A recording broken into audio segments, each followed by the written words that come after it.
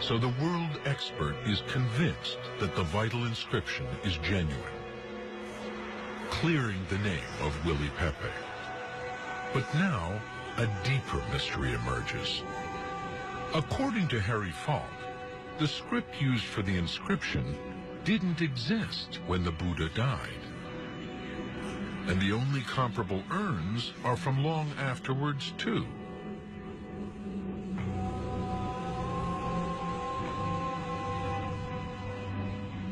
So, Harry, you're confident that this urn contained the remains of the Buddha, but it does not date from the time of the Buddha. It dates from about a century and a half, perhaps after the Buddha. Would you agree with that? This is absolutely correct, yes.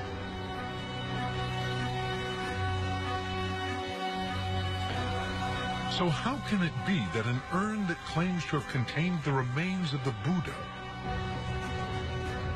was made at least 150 years after he died? The answer to that question lies back in time, around 2,300 years before Pepe made his find, at the time of the Buddha himself. How did an ordinary man of flesh and blood start a world religion? How and where did he die? And how might his remains have ended up in the tomb Pepe found?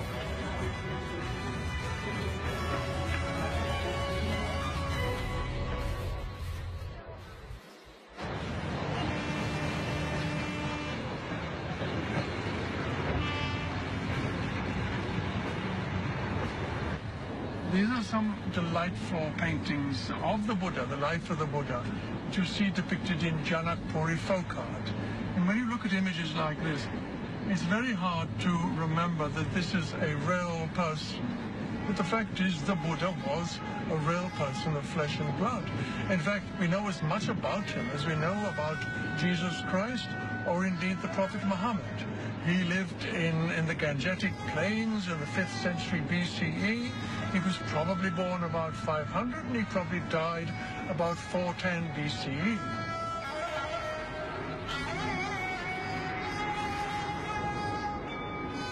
The Buddha was born in Lumbini, not far from Piprawa.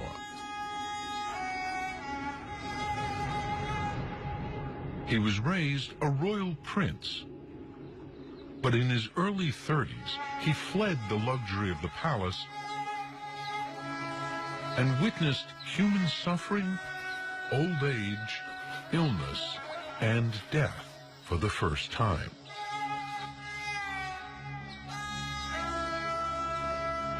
When he saw an old hermit at prayer, he rejected his former life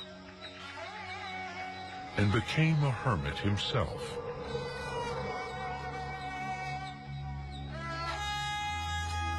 For 6 years, he led a life of extreme denial, earning himself a new name, Sakyamuni, holy man of his own clan, the Sakyas.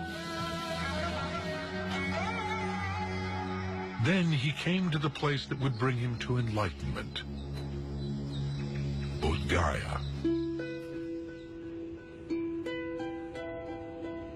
When Buddha first came here, it was nothing but trees and jungle. But over the centuries, Bodh Gaya has grown into a great holy site, as sacred as Mecca or Jerusalem.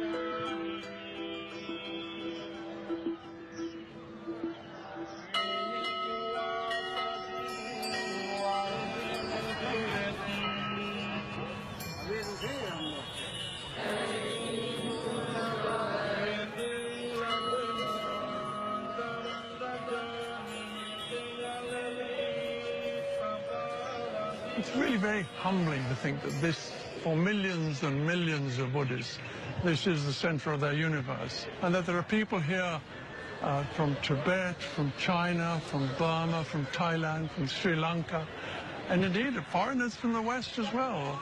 And there's a very real sense of spirituality here, which I find very, very moving. This is the epicenter of the Buddhist faith.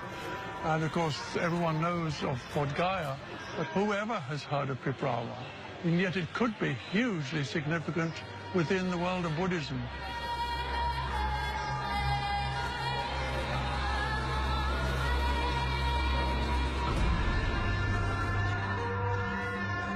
At the heart of this holy site is the Bodhi tree.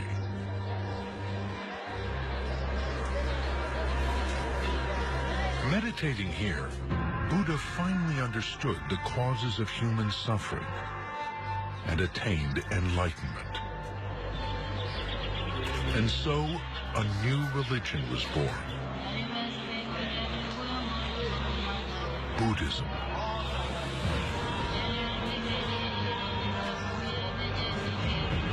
In his footsteps, the pilgrims still walk. 2,500 years later.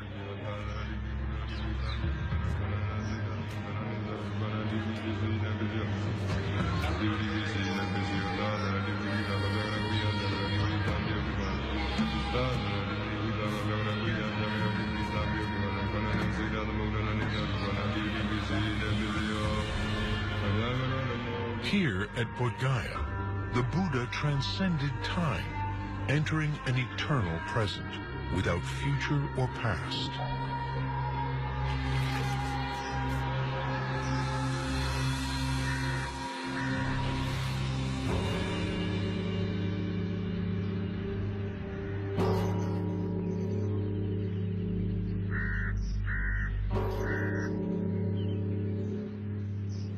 For Bhante Pyapala Chakma, a descendant of the Buddha's Sakya clan, it is this eternal present that gives Buddha his power.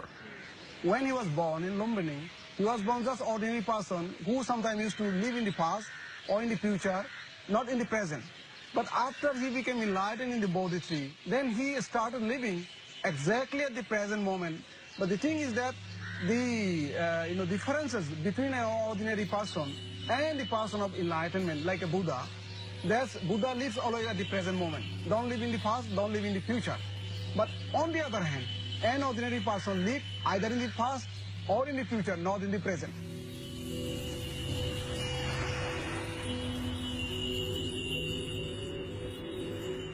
At around the age of 80, Buddha set out on his final journey, back to his homeland close to Piprawa. His route was marked, later, by memorial stupas and stone columns, where he delivered his last sermon, where he turned back the crowds and continued with just his close disciples. 60 miles short of Lumbini, at Kushinagar, he lay down between two trees that suddenly flowered out of season, and he died.